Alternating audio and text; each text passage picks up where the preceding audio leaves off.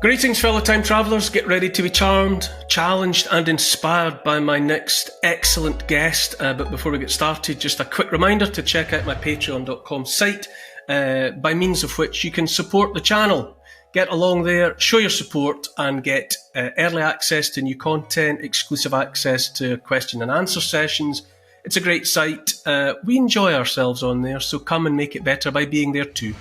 Okay, now time for an inspiring chat.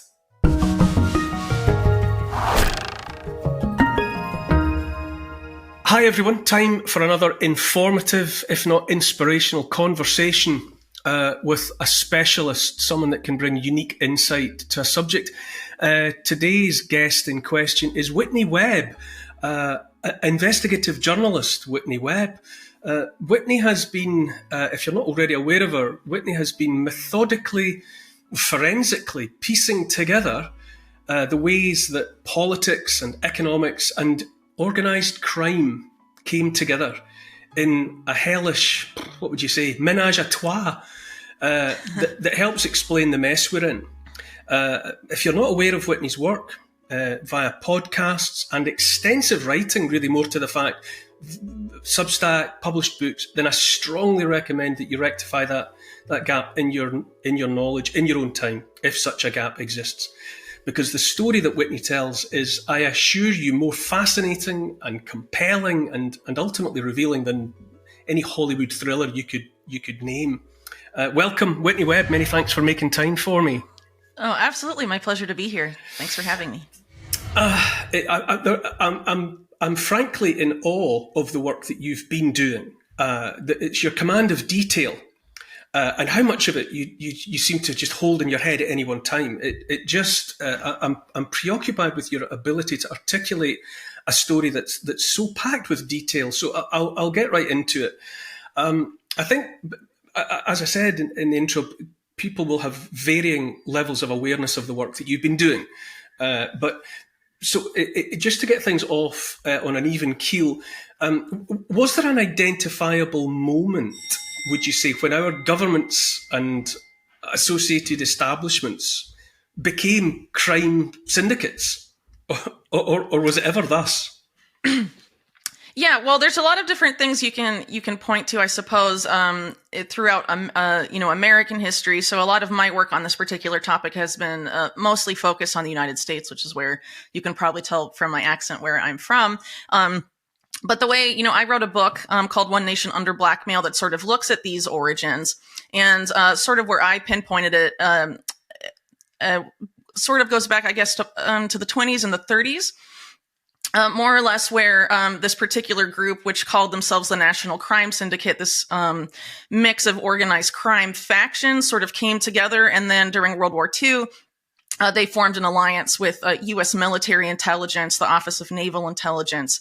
And then in the years after World War II, that alliance deepened, including with the creation of the CIA. And that's why you have so much overlap.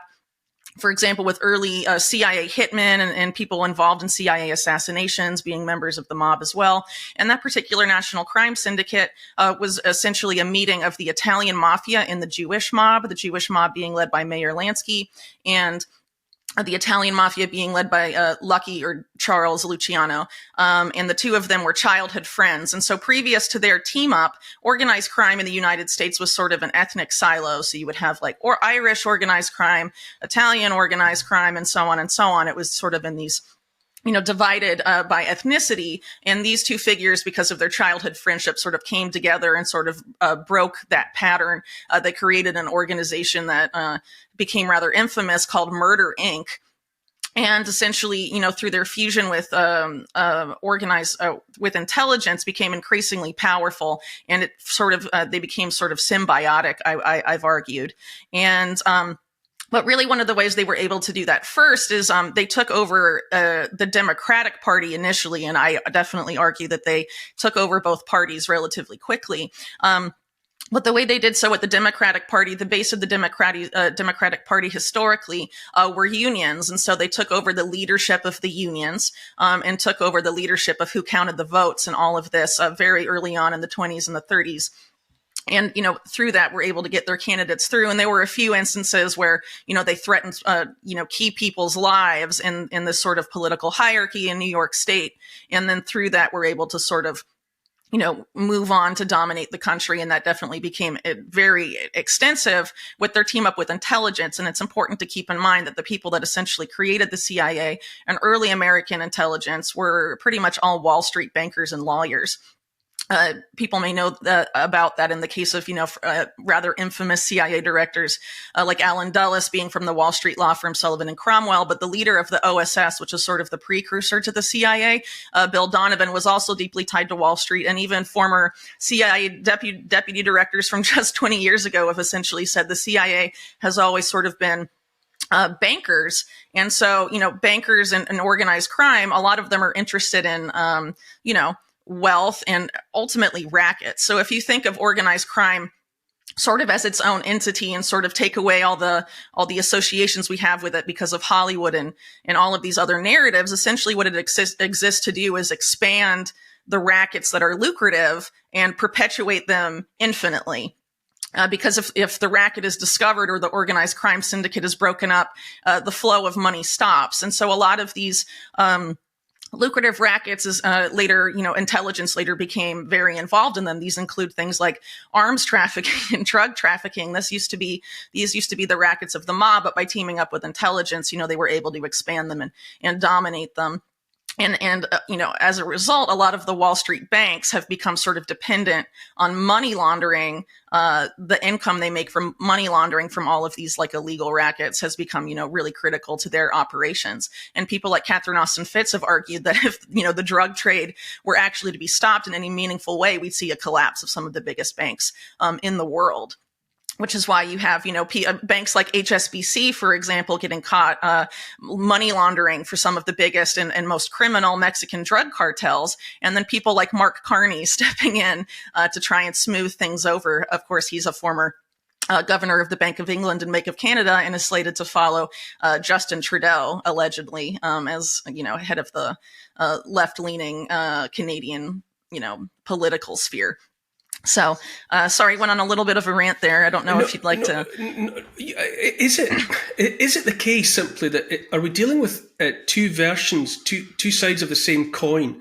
Is the mindset of the Wall Street banker, is the mindset of the power hungry politician essentially the same as the mindset of the Al Capone and the Meyer Lansky and the Lucky Luciano? Are they all just manifestations of the same character traits? Yeah, I think it's become increasingly similar with time, and ultimately, a lot of these people have that function like mob families or have documented ties to organized crime. For example, I've done a lot of work on the Jeffrey Epstein case, and his main patron is an American billionaire named Leslie Wexner, who has documented ties to organized crime to the extent that, he's from Columbus, Ohio. The Columbus, Ohio police had put out a report on his ties to organized crime, and it was shut down by the Columbus police chief, who had ties to Wexner and was providing police officers to Wexner's home, like for security and a lot of other corruption there, and essentially covered it up. And those ties came up because his tax lawyer was murdered in broad daylight, shot in the face, and what is considered still an unsolved mystery, even though they did solve it and tied it to Wexner, but they buried their report. And the lawyer was murdered the day before he was going to testify to the IRS about tax evasion, about unspecified things, but he was the lawyer for Wexner's business interests at the Limited. So a lot of these people have spent an insane amount of money rebranding themselves as philanthropists. So I think one figure that was sort of exposed as doing that during the COVID era, of course, is someone like Bill Gates, right? Who has spent a lot of money framing himself as altruistic and as a philanthropist. But a lot of these guys do that. And in reality, this is something from the playbook that was taken from J.D. Rockefeller, the United States' first billionaire, who was very much hated for what he was doing to the country, back in the early 20th century, and tried to rebrand himself as a philanthropist, and did so with the help of people like Edward Bernays, who is considered the father both of propaganda and public relations, which I guess you could argue public relations is essentially propaganda for the corporate sector.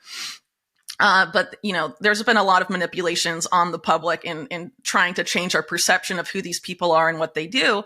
But consistently, these particular networks, a lot of whom are connected to organized crime, have been engaging crisis after crisis that the world has experienced in massive wealth transfers for us to them. And COVID's a great example of that. Where, so many people that seem to have apparent foreknowledge that something drastic was coming, were able to benefit so hugely economically, while the rest of us, obviously have been left in a very different situation. And it's true if you look at the 2008 financial crisis or any number of other financial crises, that have happened in the past 100 years. You have pretty consistent wealth transfer to the point where like the 0.1% of the world have such an insane amount of wealth and power at this point. And we're still being so manipulated by them to the point where, at least in the United States right now, people are clamoring for competing squads of billionaires to save the country. So, you might have Donald Trump and Elon Musk on one side, and then all the Democratic Party donors, many of whom are from Silicon Valley, like Eric Schmidt and Pierre Omidyar, and a lot of these other big names, these oligarch figures, which billionaire faction is going to save us all. But ultimately, at the end of the day, they've been stealing our wealth and convincing us to give away our freedoms in exchange for what they promise is security. But we don't get security. We just get less and less freedom. And we're essentially being herded into what I would argue is sort of a technocratic nightmare, the cornerstone of which is this digital ID agenda, which is meant to be linked to some sort of digital wallet that contains programmable, surveillable money, either a CBDC issued by a central bank or issued by a private bank.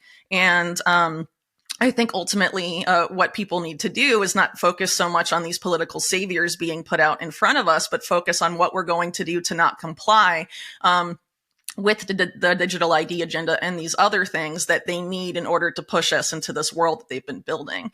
And I would really appreciate it if people would focus on that again, because I think there was a lot of consciousness generated around that during COVID, for example, where people rightly, in my opinion, pointed out that vaccine passports were really sort of a trial run for a lot of this broader digital ID stuff.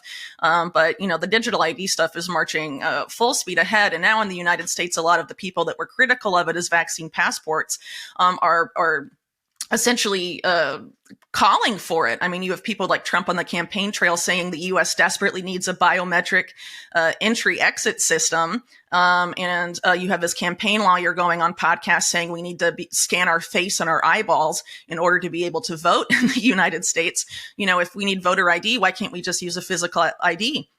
Or something like that. Why does it have to be biometric and digital? And then you see that, the Trump campaign, just like the Democratic Party, are beholden to these Silicon Valley donors.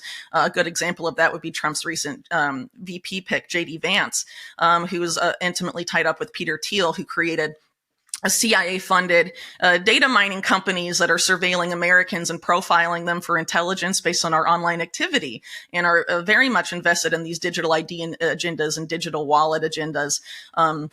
And these programmable, surveillable currencies. And again, I think we need to focus more on what we can do as people and as communities, and not think that we can just sit back in our armchair and just vote, once every 4 years or once every, X number of years between election cycles, and everything's going to be magically better. I think people need to take responsibility and think about what we can do as people to opt out of these systems that they're trying to impose on us. You've already done, Whitney, what mystifies me, what fascinates you. Which you've already listed a mind-boggling cast of characters. You've already. Sorry, It's part of what makes plain the interconnectedness. Whoever it was, Einstein or John Muir or whoever, who said that, if you pick up one thing in the universe, you find it's connected to everything else. And your research seems to make plain that whoever you look at is somehow connected to everyone else. And you were talking there about how these competing camps of billionaires, trying to persuade us, which way to jump next. Right. I wonder if in your research, if you've come across, is there anyone out there in that, whatever, the billionaire or the influential or the powerful fraternity, that's a goodie? Or are they all just degrees of badness? Well, as far as the 0.1% goes, there's a lot of names that are put out in front of us. And then there's a lot of people even wealthier than them that we don't even see. And I think a lot of the billionaires that are put out in front of us, people like the Silicon Valley oligarchs for sure, were allowed to become billionaires for particular reasons. And some of them, started off creating companies that became huge in Silicon Valley, but they teamed up very early on with the national security state.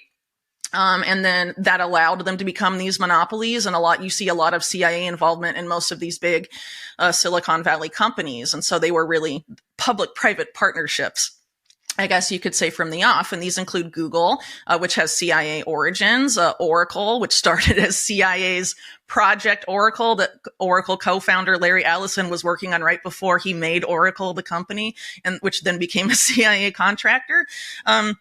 You have Palantir, Peter Thiel's company after PayPal, its first funder being the CIA, and then its only client until 2008 was the CIA, and then its engineers made over 200 visits between 2005 and 2009 to CIA headquarters to develop their product.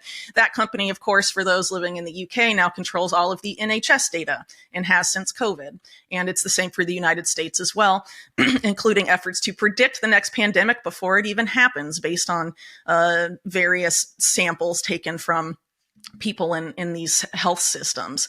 So, and again, they're contractors for intelligence, the Homeland Security and all of these other security agencies profiling people as subversives. They were the first company used by the United States government to target WikiLeaks. And they had a plan called the WikiLeaks threat they put out pretty early on, I think in 2010 or 2011 or so, and have been going after free speech for a very long time, and targeting Americans for domestic dissent and putting them on the CIA naughty list, I guess you could say, of Americans who could be targeted and have their constitutional rights suspended if certain continuity of government protocols were ever invoked. And these are people that are held up to us as good billionaires. Peter Thiel, for example, is framed as a libertarian, but if he's a libertarian, why would he build a company that would give the state this kind of power? I mean, it honestly doesn't really make very much sense at all. And, someone like Elon Musk, too, has been framed as sort of a hero. I would argue that's sort of been manufactured. I mean, this is someone who's very open about being a Pentagon contractor, now an intelligence contractor, building spy satellites for U.S. intelligence agencies, and also building brain chips. Which I, just on the face of it, don't really trust that technology at all. And, is trying to make Twitter half of the U.S. financial system and have you link your government issued ID to your social media account and then tie that to your finances, hoping to make, Twitter a major bank and all of this stuff. When you can be, depersoned from Twitter easily, I guess that would mean that when Twitter becomes a bank, you could also be debanked quite easily as well. I think a lot of these people, they have a lot of capital at their disposal. They have a lot of money used to make us think certain things about them, and think they're squabbling. But if you look, like at Peter Thiel, I mentioned, who's, very much aligned with the U.S. Republican Party right now. And then you look at someone like Eric Schmidt, who's essentially been running key aspects of the Biden administration and was a major Clinton donor. They're both steering members of the steering committee of the Bilderberg Conference, which is an overtly globalist conference closed to the public, where top politicians from around the world, top corporate leaders, and top people from the quote unquote nonprofit sector come together to decide essentially what's going to happen in the world over the next couple of years. So they seem to agree on a lot more than they don't agree at these globalist confabs, which doesn't just include Bilderberg. It includes things like the World Economic Forum annual meeting or the Allen and Company Sun Valley Conference. I mean, there's infinite number of these that go on, but they seem to be quite cozy, when they're together in these sort of elite conclaves. But for us in the public, they sort of, create, I would argue, a lot of bread and circuses. So maybe there are good billionaires out there, but I think the ones that are pushed out in front of us and that we're sort of being manipulated into seeing as our heroes and saviors, let's just sit back and let Elon Musk save us from tyranny, or things like that. I think that's investing a lot in people who have questionable business relationships, and people seem to get caught up in the rhetoric, whether it's rhetoric about people like Elon Musk or campaign rhetoric when it comes to politicians, and they don't focus on, they don't follow the money, and they don't follow people's policy records when it comes to politicians or their business decisions and business relationships when it comes to, the other type of billionaire.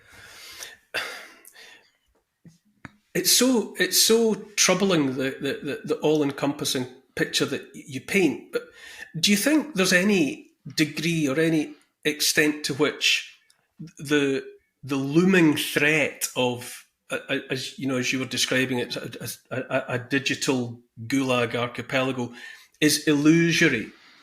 Clearly, the mood music is to persuade us that once this digital cage closes, there's no escape for anyone forever. But do you think there's any extent to which it's not the case? You talked about the necessity to find other platforms, to look at other ways of doing things, to turn our backs on some of these sort of preeminent figures. Is there any way in which we're being tricked into thinking that they have more potential control than they do? Yeah, I mean, I think they absolutely do, and I think that's part of the manipulations that target the public, or to make us think that we're powerless and we have no power.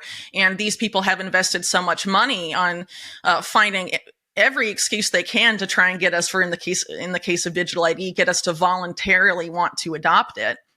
And we have to focus on the fact that if digital ID does not succeed and people do not comply, it will fail. I mean, it is the cornerstone of like the entire UN Agenda 2030.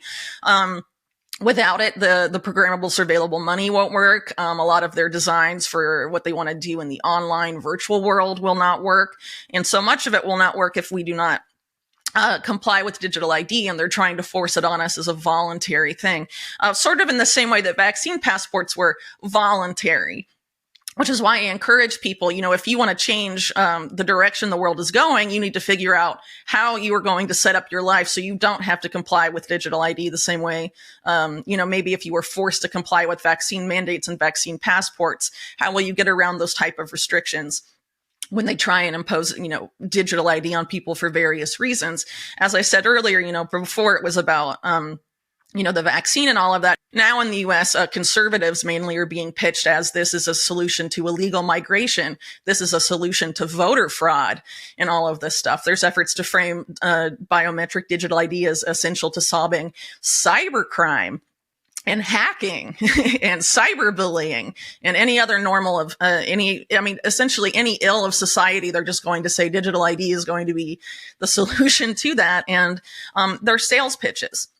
But ultimately, if the digital ID is essential to the whole idea of the social credit score and any of these other, Orwellian designs that, at least enough people I hope know by now, is part and parcel of this agenda. And I think, again, it comes up to people having to make a choice. And the way they do this is through, they try and get us to comply with this is through convenience. It's convenience to opt in. It's convenient to have a digital ID.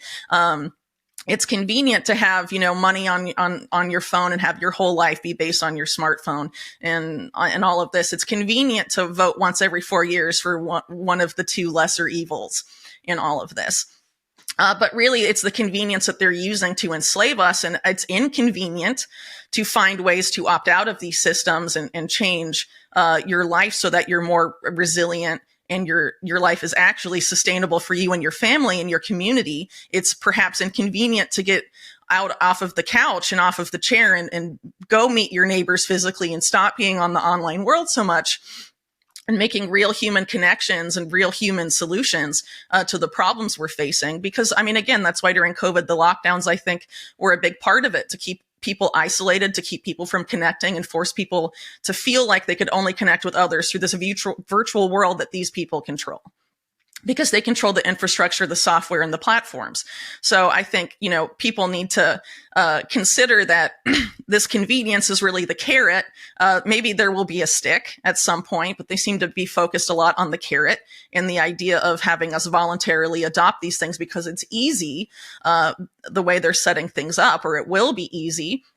Or they'll frame it that way at least. But I think it's very important for people to realize that they have the power. Otherwise, they wouldn't be investing all this money to manipulate us and pitch us on this. And, I think it's important for people to think critically about what's being done. And I think, there's a lot of efforts to manipulate prominent voices in alternative media for the purpose of getting people who have realized these agendas during COVID, at least, or maybe before, to come back sort of into the fold and trust certain people that are selling these particular solutions under different metrics.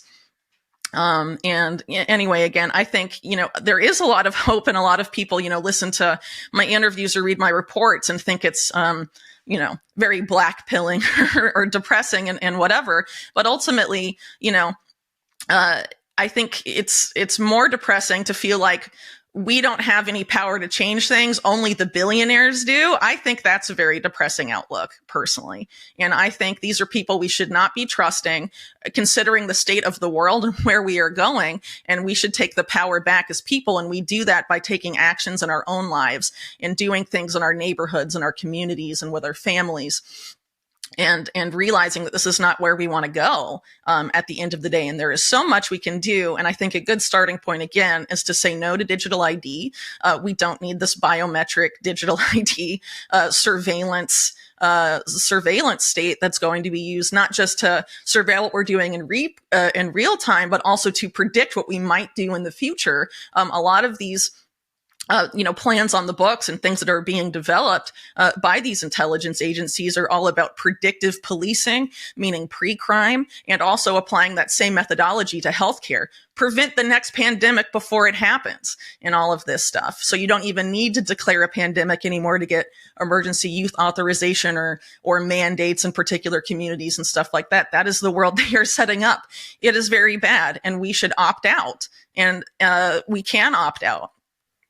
I don't find what you're saying, and none of what I've listened to you saying now and over months and years, I don't find it depressing, because I firmly believe that knowledge is power, and that you can't know enough. And so I think that you're simply, laying out, often in very condensed and detail-rich material, the things that people need to know.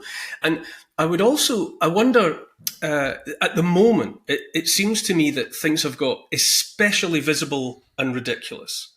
The whole, sure. The attempted shooting of Donald Trump, followed almost literally moments later by Joe Biden being, erased from the presidential ticket. Other spectacles like Benjamin Netanyahu and the standing ovations that he received in Congress. Volodymyr Zelensky of Ukraine being invited to sit in on a cabinet meeting for the new Labour government in 10 Downing Street. It feels as though what many people are now calling the Leviathan as a noun to describe the blob or the deep state, that the Leviathan has never been so on the surface, so visible as it is now.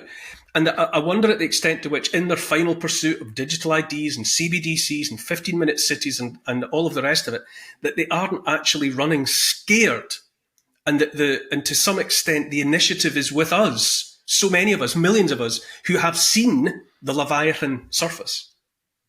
Yes, I think that's true. And I think they're being more overt because, I think they're very arrogant. I think they think that they are very confident in their abilities to manipulate people, which they certainly absolutely can. And they can manipulate people very effectively. But ultimately, I think, a lot of their arrogance is their downfall. But it's up to us, once again, to show that they're wrong and show that we're not powerless, that we're not completely dumbed down and egocentric and just focused on hedonistic pursuits, and that we actually care about the state of the world, the future for our children. We're going to say no to these Orwellian systems that are being rolled out globally. I mean, digital ID is something that is being pushed through so fast. The EU is adopting it now for entry-exit stuff. The UK is going to roll it out next year. The US is pushing for it as the only solution to migration and to voter fraud. And Donald Trump is essentially now a shoe-in, and he's been promoting all of these things on the campaign trail. Where I live in Chile is rolling out digital ID, right after Christmas this year. And it's voluntary for now, but all of these things are going to be voluntary at first, and then they'll try and make it so it's, involuntary, essentially. You don't have a smartphone, you don't have the ID, well, you can't come in here. And I think people, again, need to prepare for ultimately what to do about that, and to sort of, maybe it's inconvenient to not have constant access to these platforms and these things at your fingertips, but there's other things, there's alternatives we can build, and we have time to do that now. And I think that's where a lot of the focus should be, and not so much on the circus. But again, I think people too, what's unfortunate now, particularly in like election season, a lot of people that know that it's a uniparty, whether in the UK or, the United States, that know that, like, in the UK, the Tories and Labour agree on so much more than they don't when they're actually in power. Illegal migration just being one example. And then when you look at the US and the Republicans and the Democrats, pro-surveillance, pro-war, pro any other number of things, pro-Israel, pro-oligarch, essentially, at the end of the day, and nothing really ever gets solved. The problems continue. And maybe, the argument ends up being, well, if we elect this guy, the march towards this tyranny will be slightly slower than if the other guy gets in. I mean, is that really the best we can do? And at this point, people that were aware of the uniparty getting sucked into this tribalist mindset of, I support this guy instead of this guy, and all of that. I mean, I think we need to step back and realize that voting for the lesser of two evils every 4 years is going to we're going to end up in the exact same place as if we just sat back and did literally nothing. And I don't really think that this is the only solution that people should pursue. I mean, I think it's honestly insanity, especially considering what we saw with COVID, where essentially every country in the world adopted the same policies, and it made no sense to do so. And now the people that criticized that at the time, despite all of the backlash and all of the name calling, have been proven right. And now, if you're criticizing both of the candidates in the U.S. presidential race, as I am, I'm getting called accused of rooting for the other guy, or having Trump derangement syndrome, or being a Trumper also, which I was also called during COVID, even though I was very critical of Trump's first term. And it's just this tribalist madness. People really need to snap out of it. They're so good at manipulating us and dividing and conquering us, and we need to realize that this is an issue of us versus them, the them being the 0.1% of this global oligarchy that is taking control of both the public and the private sector, and have essentially created what my colleague Ian Davis calls the global public-private partnership, which is, again, a lot of people in talking about the World Economic Forum during COVID, painted it as communist. Well, it promotes itself as the main broker of public-private partnerships worldwide, which is, really more in line with what Mussolini defined as corporatism, a fusing of the public sector and the corporate sector, or rather, certain corporate monopolies fusing with the state. And that is essentially what we have. And that's what these public-private partnerships are. And they don't work, but we're being pushed into a even greater deepening of them. And I think there's also efforts right now in a post-COVID era that they're going to do a controlled demolition of certain public sector institutions that they've blamed for everything that's happened, and then take things directly into the hands of these private sector monopolies that essentially control the politicians and the public sector anyway, and is essentially just a bait and switch to get people to think that change is coming, but it's not. And this type of hope and change energy, as I call it, because of the initial Barack Obama campaign in 2008, they try and do this with all these different politicians around the world who are routinely disappointing. They did it, with Javier Milei in Argentina, who, since he's been in power, has been like, yes, I'm going to destroy the Ministry of Education, but I want Facebook to be in charge of the Ministry of Education, and Google AI to decide who I fire and who I hire within the government, and outsourcing Argentinian lithium to Israel, saying that he was going to put that he was against the Argentinian establishment, but he's put people that were in the previous very establishment administration, the Macri administration, in his cabinet, including major bankers from J.P. Morgan in charge of the economy, J.P. Morgan being one of the banks that helped saddle Argentina as far back as the 1980s with the insane debt problems it has today. It makes absolutely no sense. Based on what his campaign pitch was. And people need to remember that campaign rhetoric, it's sales pitches to get you to voluntarily acquiesce to the leadership of someone who, in the case of a lot of the politicians running in the U.S. now, they've been president before, and they've made it very clear who they serve when they're in office. And we're being led to believe that it'll be different this time. And they did that with liberals in 2012 with Obama. Oh, he just needs 4 more years. Oh, it was the Republicans. Oh, it was this that prevented him from doing what he was supposed to do his first term. And then his second term was worse. And I think it'll be just the same with Trump, who bent over backwards during the COVID era. To this global agenda. He called on Silicon Valley to surveil social media users and profile them for pre-crime, so they could prevent shootings before they happen. That's a conservative president. I mean, that's a horrible policy. When COVID was happening, he essentially outsourced COVID era fiscal policy to BlackRock's Larry Fink, and BlackRock handed out all the money that the Federal Reserve printed, and Larry Fink used to handle Donald Trump's personal fortune and stuff. It's crony capitalism at the end of the day. And, if you want to think he's different this time, fine, but we can't put all of our faith and all of our eggs in one basket for people that have already shown us who they are. And I think these political saviors are made up, and they try and get energy behind them in all of this. And so many people that know better fall for it routinely. And I think we need to realize the extent to which we're being manipulated. And even if you know that mainstream media lies, that doesn't mean that other people aren't also lying to you or manipulating to you, because a lot of people, even in independent media, have become very beholden to the same algorithms that mainstream media are now beholden to. And the people that control those algorithms are these same Silicon Valley oligarchs who finance both parties and manipulate, essentially control our politicians. And it's important to keep in mind in the United States as well, that Silicon Valley has essentially merged with the national security state. They're contractors for the military. They're contractors for intelligence, Google, Microsoft, Amazon, all of these guys. That's what they do. And they manipulate us on their behalf. In 2014, the U.S. Air Force announced a multi-million-dollar research project to use social media to control people like drones, to basically turn people's minds off using social media and manipulate them that way. And militaries around the world, I know it's true in the UK too, with what I believe is might be wrong, but I think it's like the 77th Brigade or something like that. There's all of these military agencies and security agencies focus on manipulating online opinion. And they've invested millions of dollars in bot armies. And do you think that someone that is a contractor for the Pentagon and for these militaries around the world now through SpaceX is going to say no to those same militaries' bot armies that they've developed to manipulate people's opinion on behalf of the so-called deep state that we're all supposed to be targeting and fighting against?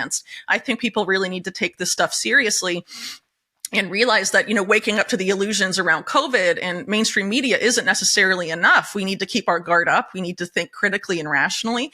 And we need to question everything, and we need to go straight to the source. That's why I make an effort in all of my articles to extensively hyperlink and source everything I say. Please go engage with that material yourself. Look at the things I researched and the sources I used and draw your own conclusions. Maybe you don't agree with me. But I think, a lot of people that woke up, I guess, from mainstream media have moved to maybe different sources, but their relationship with media is the same. Just listen to what the person says and take their word for it, and don't do any due diligence or research. And I think people need to become, just like we need to take individual responsibility with our lives, we need to take responsibility for the media we consume as well, and become active consumers of media, not just passive media consumers, or we'll just continue to be manipulated in this way and distracted. Have you found in your extensive efforts to find alternative ways? Have you found a channel or channels that you trust? You talked there about the way in which the algorithms are affecting increasingly the independent journalists, and people are becoming beholden to the same things that have benighted the mainstream media of old. Cryptocurrencies, there's so much heat around whatever a cryptocurrency like Bitcoin and the rest. I hear a lot of people talk about how blockchain, whether it as it manifests in Bitcoin, but blockchain and distributed ledger may have within it the seeds of something that is genuinely free and is genuinely peer to peer. Are you confident that in the brave new world that you espouse, that there are already the seeds of channels and mediums of exchange that aren't dirty and tainted and controlled by the usual suspects?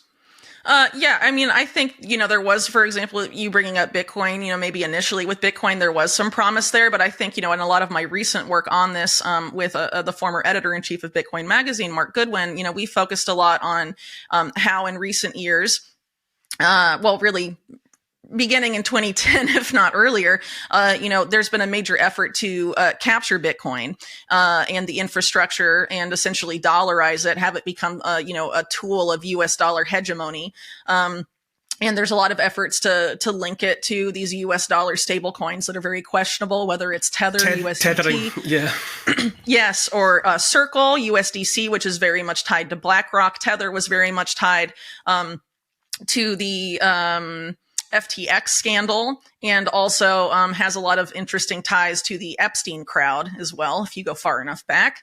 And these are sort of being framed as alternatives, but, Tether, for example, recently allowed onto its platform the FBI and the Secret Service to surveil users and decide what wallets they can just shut down at will, and have said that they want to be a key partner of the U.S. in expanding dollar hegemony globally.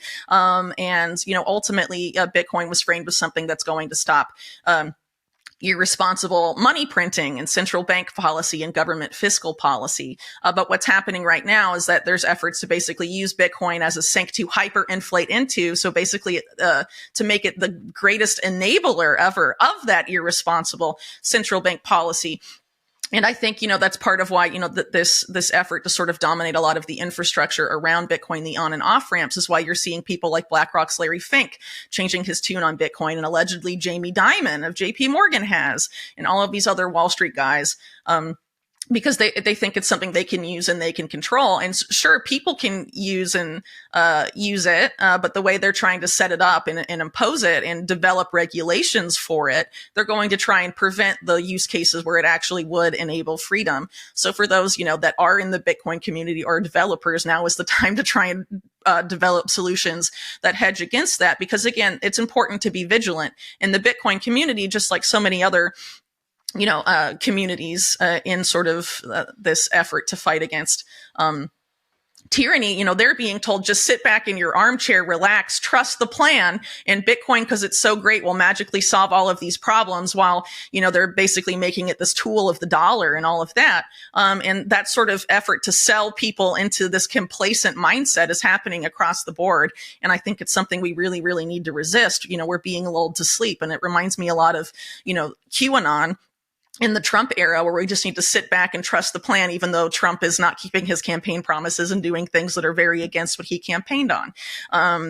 We need to hold our politicians to account. We need to hold people in media to account, and really, just be, have individual responsibility. I feel like I'm just a broken record with that, but I think I think it's very important. And at this point, even if Bitcoin is co-opted, I think there are things that can be done to use it, sort of invert what they're trying to do to it, and use it to sort of counter aspects of what the elite are doing. For example, there's technology that's a part of Bitcoin now that can be used to uncensorably publish documents and distribute it to everyone with a Bitcoin node instantly, and have it not be able to be erased. We could make that, use that as a way to really cut out the social media censorship and make it so that important information gets out to people. And there's other things that, I'm focusing on Bitcoin, I guess, but, outside of Bitcoin, there are things we can do, and there are technologies we can develop, and plenty of alternatives we can make, whether it's currency or something else. But it's time for people to focus on those alternatives and focus on developing those solutions. Why it's still much easier to communicate freely, because I think it's quite likely that as we, go into the next few years, as we get closer to the year 2030, it's going to become harder to communicate online, and people need to, rapidly think about what we're going to do to face this stuff. And a lot of it involves building alternative systems. To change the subject slightly, when you were talking there about the way in which, people, there seemed to be a coming together, a crystallizing of opposition to tyranny in the immediate aftermath of COVID. People seemed to realize that there was something rotten in the state of Denmark, but then people started to sort of snap back into line, be it around Ukraine or whatever. And with that in mind, why do you think it is that everyone, let's say in the US presidential election sphere, takes the same stance always on Israel? There's always this lockstep. Israel is only right. Israel is always right.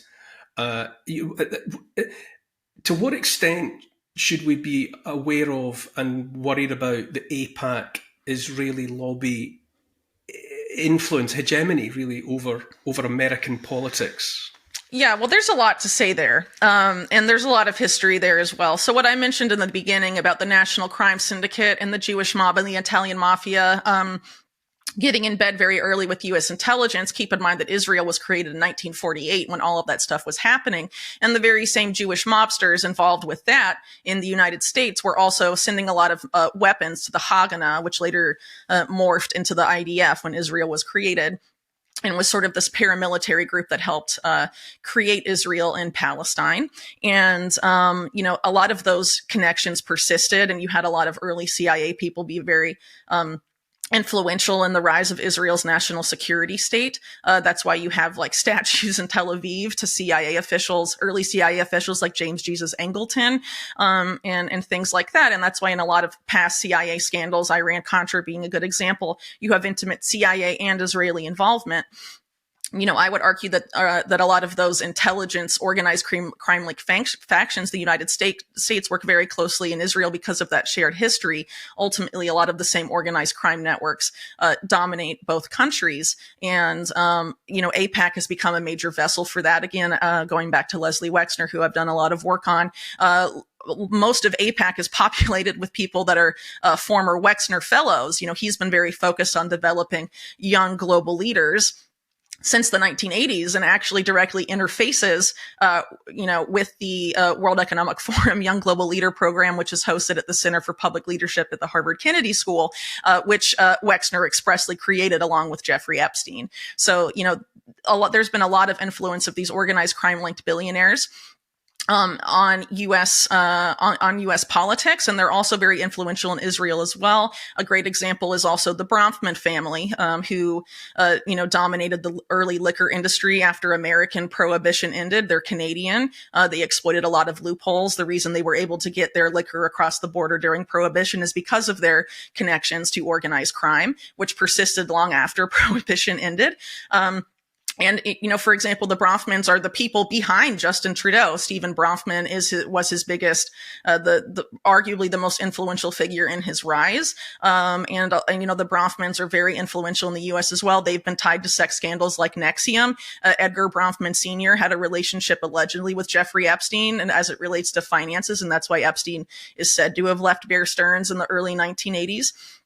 There's a lot of these associations that unfortunately you have an oligarchy that has a lot of influence in the United States and also in Israel. And unfortunately, they conflate criticism of these people that are essentially the successors, oligarch successors to the Jewish mob, as, representing all Jewish people. And if you criticize them, you're framed as anti-Semitic. But it's actually, I would argue, anti-Semitic to conflate or organized crime-linked billionaires with all Jewish people. I mean, what?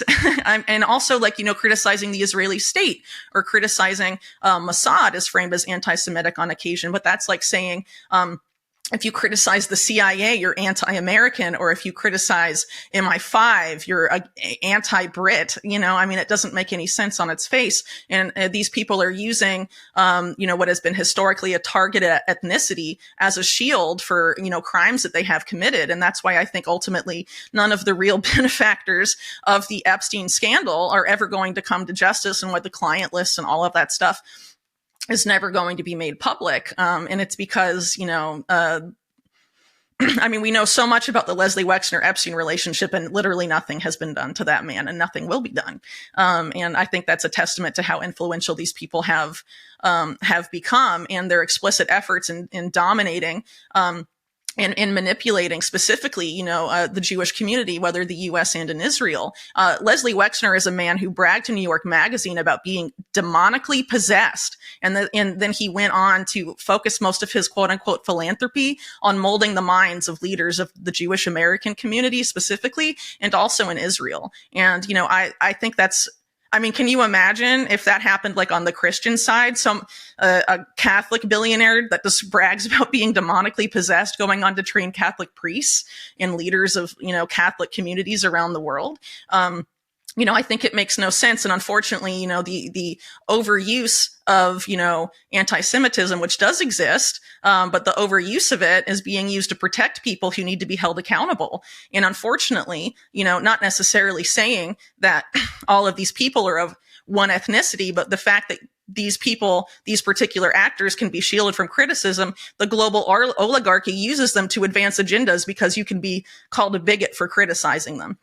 And I think that unfortunately needs to change. And I think in the U.S., there's a lot of efforts to compromise our politicians. I wrote an extensive book looking at the use of sex blackmail against American politicians. And again, this is something that the CIA and also Israeli intelligence and really intelligence agencies all over the world learned from the mob, because sex blackmail was something that the mob did back in the 20s and 30s and even before to expand their power and influence. And it's worked very effectively for intelligence agencies since then. But then what I also argue in the book is that in the era of, the technology, after the 2000s, I guess, and, the use of technology and personal electronic devices becoming ubiquitous, they don't really need to compromise us with sex blackmail. They have access to our communications. They can blackmail us with things that they access from our devices, or they can implant things in our devices that are incriminating, even if they're not even ours, and accuse us of things and things like that.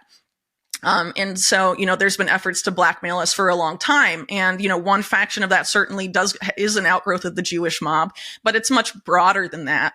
And again, I would encourage people to look at this union of organized crime and intelligence and realize that that's essentially what's running the world at this point. And we don't want these people, including people who admitted, are proud of the fact that they think they're demonically possessed, to be guiding where our world is going and creating these systems that they want to onboard everyone onto. I mean, it's complete insanity.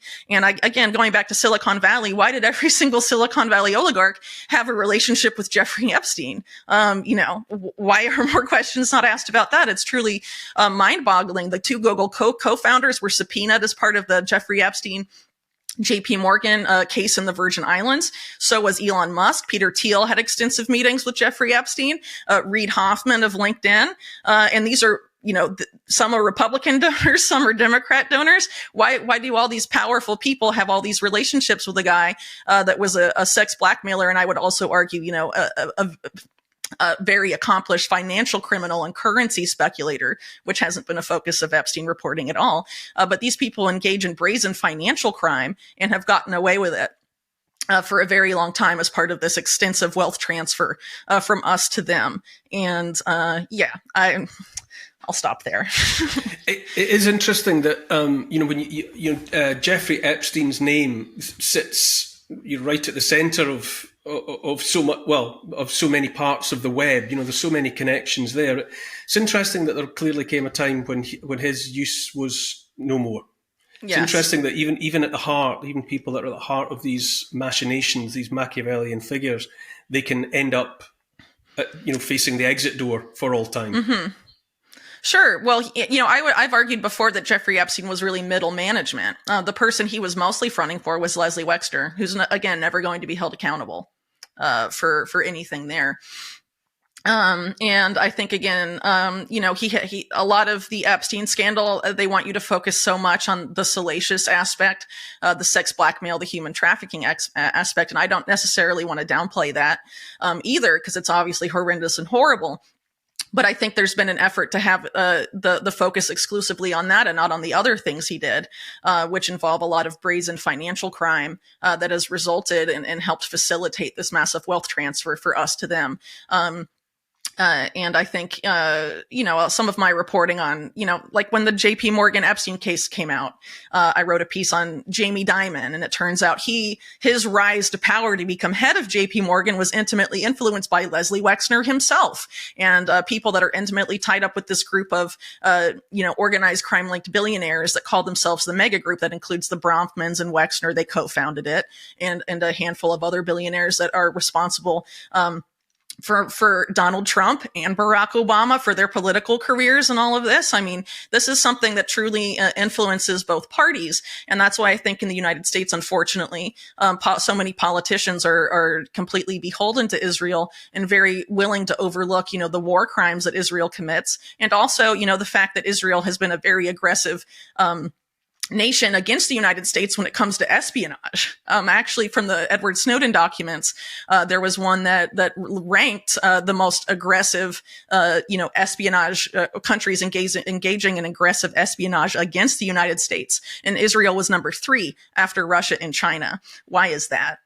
And documented instances of them stealing, important military technology. I wrote a lot about that as it related to Epstein's visits to the Clinton White House in the 1990s, efforts to directly send sensitive American military technology to China through Israel, and all of this. And I would argue that a big part of this,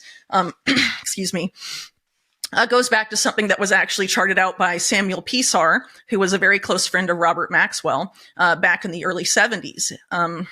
He testified before Congress that what was going on in the early 70s was what he called the rise of the trans-ideological corporation, where essentially he said Western capital and Eastern capital, so the state-owned companies of then communist Russia and China, were merging with Western capital, and that they were building a system that was making the nation state irrelevant.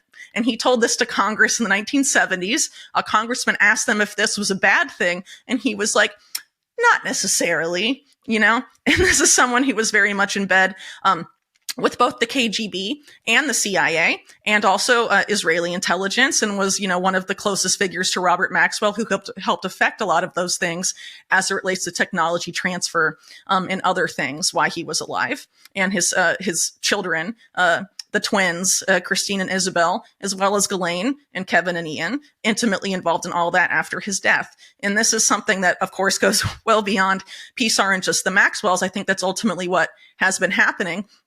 And you essentially have this, I think that helps explain why you have so many of these billionaires in the U.S., including ones that back, someone that frames himself as a China hawk like Trump, people like Larry Fink and Steven Schwartzman, big backers of Trump, so intimately tied up with China, for example. There's a lot of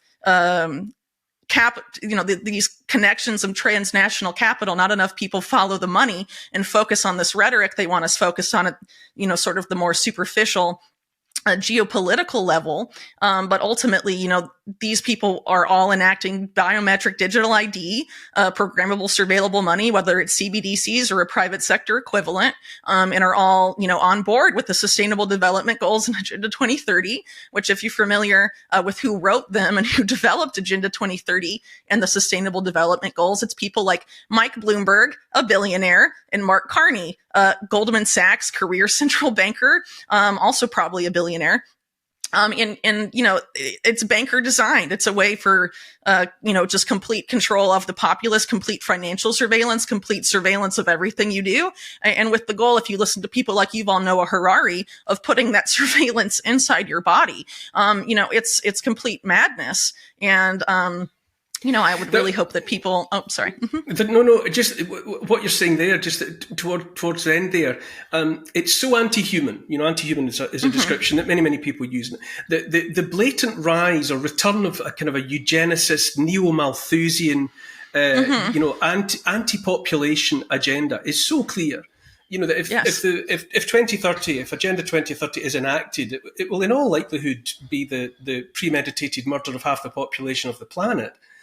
And yet it's being pushed. It's being pushed in this cold-blooded, premeditated way. That I do wonder at the extent to which we have unconsciously, inadvertently created an ecosystem on planet Earth in which thrives and rises to the top a parasitic Yes. psychopathic class that Yes. is, apart from money and power, is motivated by just, I don't know, some kind of fear of fellow humankind and a shared conviction that they would do better if they had to look at many, many fewer of us. Yeah, I think that's part of it. But I think this eugenics ideology that you point out is making a comeback has its antecedents in a lot of these groups in elite Britain in the early 20th century and also late 19th century and also in the United States. And they sort of came together. But a lot of influential people were members of those. So, for example, the science fiction author H.G. Wells was one of these prominent eugenicists of that era. And he wrote and stated things like, eventually, when this eugenic stuff comes to fruition, the human species is going to split and you're going to have the elite who are intelligent, tall, and attractive. And then the lower class is going to be these squat-like goblins who are intellectually stunted and cognitively incapable of doing what they can do now. And they eat bugs. What do you know? Yeah. And it seems like they've been sort of leading us on this path. And I don't think it's so much that they're anti-human. They're it is anti-human in the sense that they're not anti-human in the sense about when it's applied to themselves and other elites, but people that aren't part of their club, they view as, worse than dirt. And so the idea is to sort of shape people to become what their twisted vision of the lower classes is, to actually become that, like, physically and mentally and emotionally.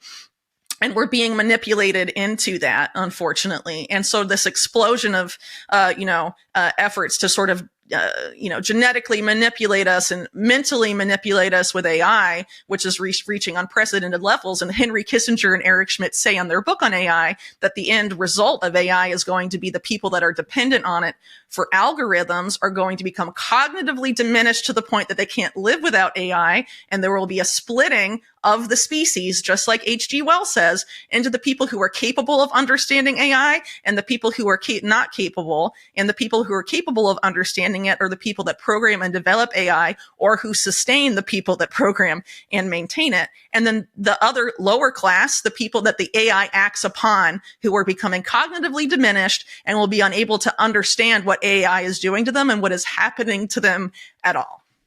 And it's frankly very disturbing. And a lot of these groups, these eugenics groups, never really went away. The earliest days of the World Economic Forum intimately tied up with the Club of Rome, which is an outgrowth of this other group called Adela, that was basically trying to take over the entire economic landscape of Latin America. All of these Western oligarchs trying to basically kingmake the oligarchy of Latin America during the mid-20th century, which they did quite successfully. And then they went on to create the Club of Rome. And one of the authors of the flagship paper of the Club of Rome, which was featured very prominently at the early WEF meetings, The Limits to Growth, one of the co-authors of that, a man named Dennis Meadows, is on video saying that if we can't reduce the world population to under 1 billion people, we must impose a scientific dictatorship that controls 8 billion people. So we either depopulate and you have freedom, or we keep population at the same level, but we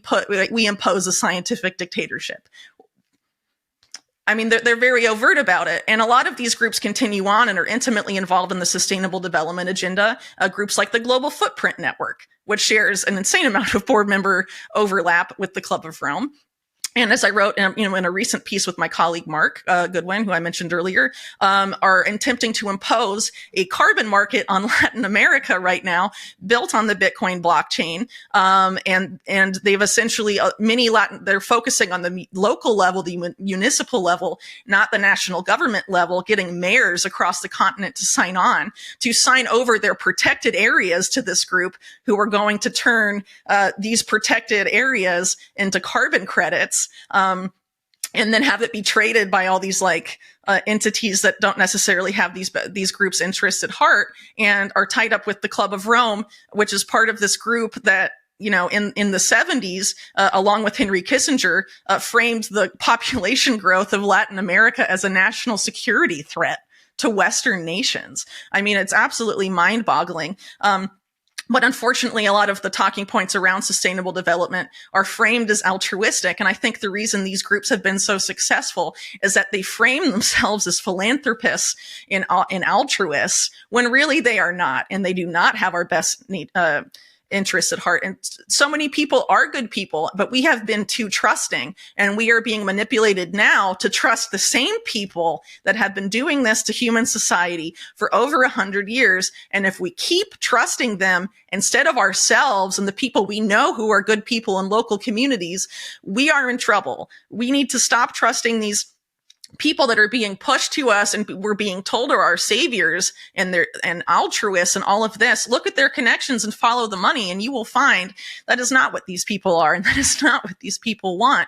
And unfortunately, as far as the transhumanist agenda goes, I mean, that's an effort, I would argue that's because a lot of the people pushing that have really no spirituality at all and are, as far as the spectrum on material and spiritual, as far to the material side as you can get. And they think they can become gods if they advance this technology enough.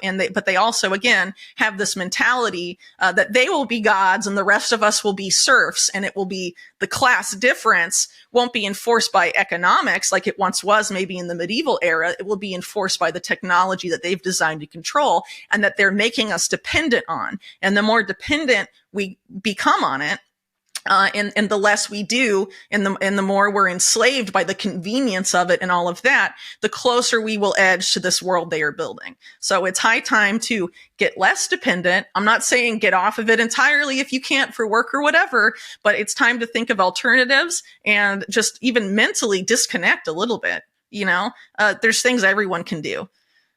The cloaking device that is philanthropy is fascinating. John D. Rockefeller, I think you mentioned him earlier on.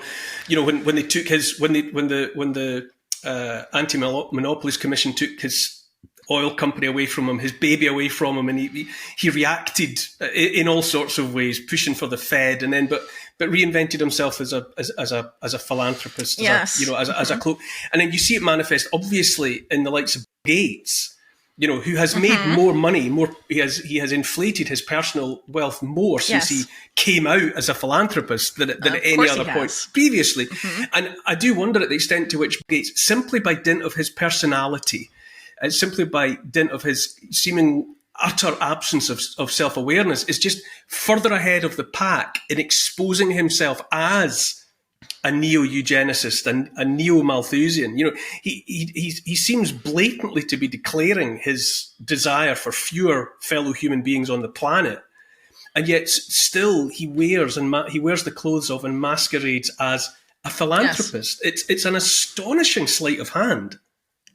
It is. And, a lot of it is around the very politicized narrative around vaccines. And so, a lot of his philanthropy has been focused on vaccines. But if you look at the philanthropic organizations he's created in that sphere, groups like Gavi, they say on their website not that their goal is to help improve public health globally. It's to improve globally the health of vaccine markets, in which Gates himself is heavily invested in a number of vaccine companies. And he's said, before COVID, but like at a World Economic Forum annual meeting, he was interviewed by someone and said it's the best return on investment he could have possibly imagined. This isn't philanthropy at all. And I mean, they've tried and gotten away with it by calling some of this philanthropy impact investing. We're investing for impact, but really they're investing in dominating the infrastructure that they're trying to herd us onto to control all of our lives in this new, digital ID centric era. And it's not about helping people at all. And the fact that so many people continually fall for these altruistic masks is very troubling. And someone like Bill Gates too. I mean, you look back, his father used to run Planned Parenthood, which was, sort of the brainchild of someone like Margaret Sanger, who was a member of the American Eugenics Society, and very vocal about the fact that her efforts in that sphere were to reduce the population of African Americans in the United States. And then you have stuff going on like the COVID era, where the people that were developing and running the U.S. vaccination program, Operation Warp Speed, wanted to give it all to minorities first. And we're framing that as altruistic. These are lesser served communities. We need to be more inclusive and give them the experimental gene therapy first. That hasn't been, even though before COVID, Moderna's, for example, couldn't even pass animal trials because its mRNA platform was so unsafe and could only be injected into people because of emergency use protocols where all of that testing was conveniently suspended. And then they're going to test it on minorities and frame it as inclusivity and equality and all of this stuff. I mean, we just are suckers for these talking points, and we need to stop and realize that these institutions have been corrupted and they don't have our best interests at heart. But who has our best interests at heart? Our families, our communities, our neighbors. That is what we need to focus on, not so much on these people that are being pushed out as either frontmen for the oligarchs or the oligarchs themselves. Again, going back to someone like Elon Musk, his grandfather helped run the technocracy movement, which is this very scientific dictatorship that the Club of Rome people foretold, and people like Patrick Wood have been warning about for so long. Like the Trilateral Commission, which was Rockefeller created, is one of the groups that has been pushing for this so long. And Keir Starmer is a member of that, right? I mean, these people are still everywhere. These agendas continue through these organizations. They're crazy eugenicists that don't give a damn about regular people. So regular people have to give a damn about themselves and stop looking for these people to save them, because they're herding us into this vision that, H.G. Wells and people like Eric Schmidt and Henry Kissinger have shared, of this idea of there's going to be an upper class and a lower class, and they're going to become different species. And us, the lower class, are going to become basically mentally retarded and eat bugs and become goblins that serve these like super elite that are enhanced genetically and all of this stuff. I mean, it's madness. And we have to keep in mind a lot of the stuff that's being framed as either mental enhancement, like the brain machine interface, or genetic enhancement.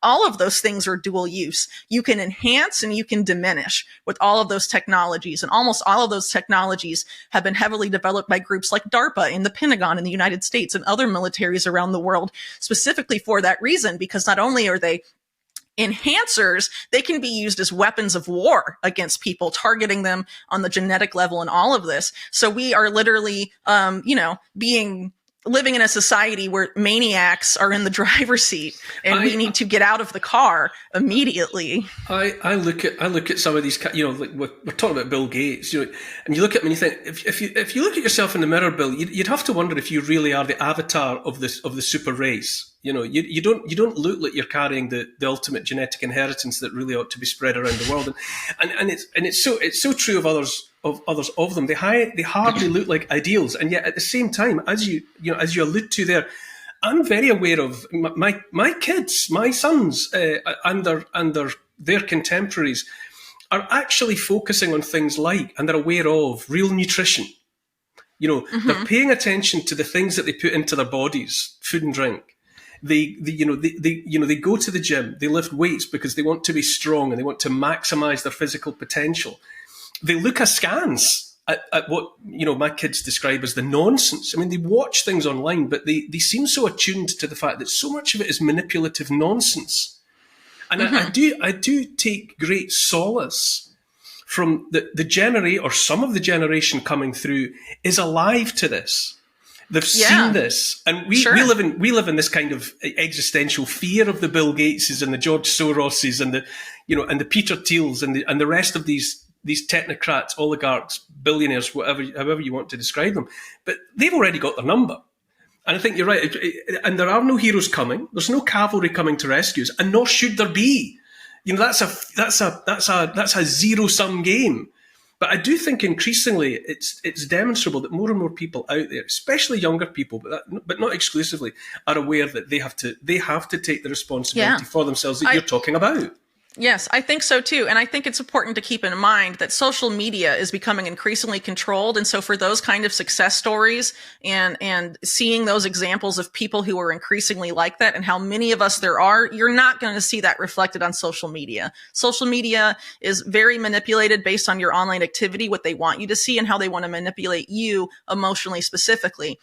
That's why Facebook got caught years ago manipulating people's news feeds to make them more depressed and more miserable. They can do that to people, and people that they know see through the bullshit. They want them to feel demoralized, and they do this stuff all the time. And there's a lot of examples of them doing that. Polling, for example, saying that people, 70%, 80% of people hold this viewpoint. They probably don't, but they want you to think the majority do, and they want you to feel alone. And there are a lot more of us than there are of them. And there are a lot of people that know that all of this stuff is bullshit, honestly, and want to do something else. And that all of this technological connectivity is not the answer to happiness and to health, and having like wearables and implants and all of this stuff isn't going to make you healthier. And all of, we need to sort of go back to some of the more traditional ways of things, be more self-sufficient, grow our own food, get rid of the GMOs and all of that stuff. I mean, there's so many examples and there's so much we can do, but what really matters is that, specifically the younger generation, we have to lead by example for them. And we also have to teach them skills that are being lost as people become more and more dependent on technology for our livelihood. If we don't teach the younger generation how to grow food, they may forget. And if it's censored off of the internet, maybe they'll never know unless they're lucky enough to come across a physical copy of a gardening book or something like that. We have to preserve this knowledge. What's interesting too is someone who grew up in the West and who now lives in South America. I feel like there's sort of a generational gap in that loss of knowledge of traditional skills. Where I grew up in the United States, no American I knew, except for, much older people like my grandma's age and older, knew how to knit, knew how to sew, knew how to, make shoes or any other number of things. No one really grew their own food. My grandparents, my grandma worked, back in the 50s and whatnot, and, TV dinners and all of that, they didn't make food, and neither did my mom and whatever. All of that knowledge can be lost, whether it's, home ec skills or really anything else about producing what you need, whether it's, fixing a car or fixing plumbing or, any of that kind of stuff. If we want to be self-resilient, we have to build a knowledge base, and we have to give that knowledge to the younger generation, because that is how human society has survived. And if we don't want to go back to the literal Stone Age, we have to take care of the younger people and not just, say, okay, watch TV and give them a smartphone because I don't want to spend time with you because I'm sucked into my device too. I mean, that's what so much of parenting, unfortunately, has become. I see it in the US when I go back to visit. I see it where I live in Chile. I mean, it's very unfortunate. We need to, lead by example as much as we can, because a lot of younger people, as you point out, are figuring it out, and they're tired of being bathed in all this digital stuff all the time, and they're looking for analogs. There's a resurgence of, young people being interested in vinyl records and stuff, something they can physically touch and own. And we need to encourage that and bring a lot of that stuff back. As much as possible. Mm-hmm. There's so much to be encouraged by. I mean, within my own four walls, my son collects vinyl LPs and has a record player. My daughter has a film camera and shoots on film. And they found their way to both of those media by themselves. We weren't trying to push it at them. That's been a natural progression. I live in Stirling, which is a medium-sized town in Scotland. I talk to all sorts of people all the time, across the demographic. I don't know anybody who wants lab-grown meat. I don't know anyone that speaks up in favour of milk that's derived from maggots, who wants to eat insects, who favours CBDCs over other means of exchange. I don't know anybody who wants to live in a 15-minute city or who wants a digital ID. So although these things are being dangled over us, Sword of Damocles style, there is no popular support from them, even amongst those that some of us might describe as being asleep or not awake. Sure. There's no public uptake of it, and I think you're right, and that the fundamental cause of optimism is that the people I talk to increasingly know that what we're being fed is a diet of bullshit, and we're being led up the garden path by people who do not have our best interests at heart, all the way up to and including World War III. People can see it, and that's the sources of optimism are in that awareness, without a doubt. Absolutely. But again, I think, they're going to manipulate the online public squares as much as possible to make you think that's not the case. And that's why it's so important to build a real physical public square with the people you talk to in your town and in your city and your community and say, what are we going to do about this? How are we want to get off our knees to these people who are trying to enslave us. How do we do it? It's time to move to that phase of everything. I think enough people are aware of what's going on and that they don't want this. So how do we build a better future? And that has to be done locally, and it has to be done as much as possible in an analog way. Talking to real people, making real human connections. That's the only way we can beat this anti-human future that we're being led into. And again, talking about how your children are into vinyl records and film. I mean, the kind of stuff that the human soul gravitates toward. I mean, we're here to create, and that's what we do. And so instead of like going into the metaverse and being fed an ever-ending a diet of AI generated slop. Let's get out there and like create something new, whether it's art or it's music or it's an alternative financial system. It doesn't matter, but everyone has skills. Everyone has different interests and abilities, and we should come together and build something different. I mean, it's time that we do it. And we're so many of us have been, especially during COVID, have become accustomed to being so online and just having our whole lives be on there and so connected that we really need to disconnect and remember what it's like to be human and create with other humans. And if we don't do that, yeah, we're in deep trouble. But I think, again, I have hope that the younger generation realizes how much of a soulless existence this is and are looking for something real. And we need to join with them, and we need to support that. And again, it's at the local level. It's at the community level. All these people that are going to be put out, on the national stage for president or prime minister or whatever, are controlled and are not going to promote these kind of solutions. They're going to try and stop them, but they can't stop them when enough people at the local level say, we've had enough and we are not going to be on our knees anymore while you're destroying our country and destroying our towns and destroying our world and our environment. Enough is enough. I mean, the same people who claim to be altruistic and want to help the world for public health, but have been stealing our wealth and making us sicker, are claiming that they care about the environment. They want to save the planet, but they're the ones destroying it. This whole world that we're being pushed into requires so much mining, that they want to dig up essentially all of the Andes in Latin America and major swaths of Africa and make them uninhabitable so they can get all the nickel and cobalt and copper to build their electric vehicles and their AI data centers and all of this stuff. AI data centers and all of that also need a ton of water, as do the mines, and they're trying to privatize all of that stuff right now. That's what carbon markets are. It's privatizing carbon-based life, essentially. And they want to do the same with water and air. And the person that came up with carbon credits used to work for the junk bond scandal-ridden bank, Drexel Burnham Lambert, and he invented financial derivatives, which exploded in 2008 and largely caused the 2008 economic crisis. I mean, again, these are like criminal banker schemes, and they're framing it as they're saving the global commons and saving the planet and saving humanity. They're doing the opposite. We need to be the ones that save the planet and save humanity. And we absolutely can do that. We just have to remember who we are, what humans are meant to do, which is create and, lift each other up. And we need to get rid of these people who are keeping us down and destroying our world. Whitney Webb, you are an inspiration. I could listen Thank to you you for another hour and a half. I agree. I think ultimately the future's analog and the future's local.